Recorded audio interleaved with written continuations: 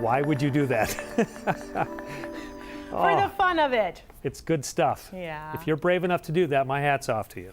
Looking outside, a few clouds out there, looking at the waterfront. Let's check in with Adam to find out what we're going to get on this last day of the year, Adam. Here we go. We're going to end off 2020 dry at first, but then here we go into the night, and we're going to see some rain coming in right around the time we get closer to that midnight hour. By the way, too, looking at that video, water temperature right around 47 degrees. Well, here's a look at what we're really seeing here at Everett, as we are noticing some wet conditions there, but I think overall not really noticing much of the rain falling yet for us, and we're also seeing some of those cloudy conditions too, as we're at 49 in Seattle with that south wind at about 10 miles per hour. 50 in Renton, 47 in Bremerton, 48 in Olympia, and 46 for your current temperature in Puyallup. So winds, those are going to start to pick up for us once more. We're going to see that those winds will come out of the south, be anywhere between about 10 to 15 as we head on into the first part of the night. Tomorrow, with really this system beginning to work its way back into the region, we're going to see some of those winds really pick up across northern interior and along the coast.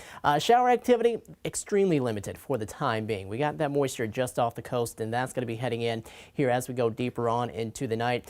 We do have some concerns though still as far as flooding, and we have a flood warning out until tomorrow morning at 11:08 a.m. for the Skokomish River. Some of this heavier rain coming in as we go throughout the night could help to maybe increase where that river is, but for the time being, we're not seeing anything too out of hand yet, but definitely you want to be careful if you're around there.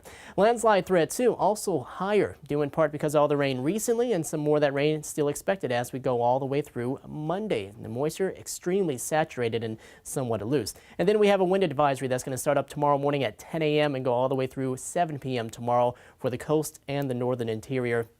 Winds between about 25 to 35 miles per hour. Those are the same sustained winds, and then you get gusts that could maybe knock up to about 50 miles per hour. So this swirling area of low pressure, which is mainly going to track more so into British Columbia, is going to send a lot of moisture our way, and that's going to be here over the next few days starting up tonight.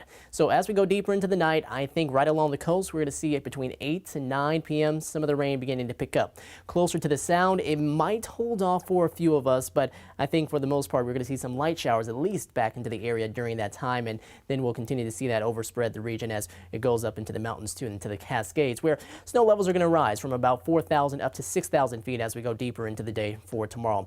Amounts of rain calling for between about 1/4 to 1/2 an inch, and then possibly up to 2 to 3 inches as we head more so into the latter part of our weekend. And the winds, those will continue to ramp up for us too, as we'll start to see some of those gusts closer to about 30 to 35 miles per hour earlier into the day tomorrow, maybe along the coast too. So going to be a windy Friday. 44 tonight in Seattle, will dip down to 46 in Tacoma. Here's a look at that forecast. Next 7 days for us. A lot of rain still yet ahead for us, especially here as we go into the weekend. We might see a slight break as we go early into Friday, Joyce and Mark, but I think as we go deeper into the forecast period, as we get closer on into next week, maybe next Thursday or Friday, maybe a few more of those dry periods could make their way back in. Okay, Adam, thank you.